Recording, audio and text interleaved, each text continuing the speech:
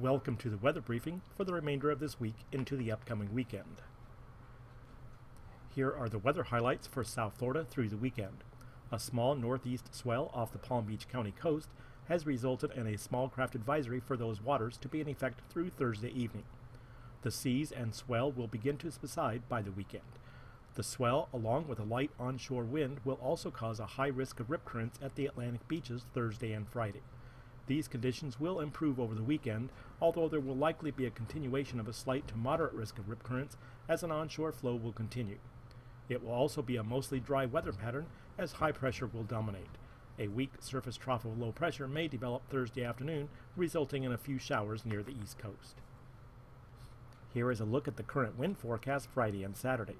And as you can see, northeasterly to easterly winds averaging around 10 to 15 knots will prevail across the area waters. This will result in a heightened rip current risk at the Atlantic beaches during this time frame.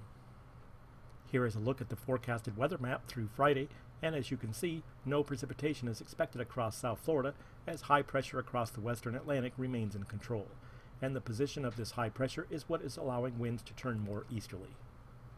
And through the weekend, dry conditions will prevail as high pressure offshore the Atlantic remains in control. However, you can see the next cold front on the horizon will move into the southeast states late in the weekend and will likely push through South Florida next week. Thank you for viewing the weather briefing. For the current weather conditions and latest forecasts, please visit our webpage, or you can also follow us on Facebook and Twitter.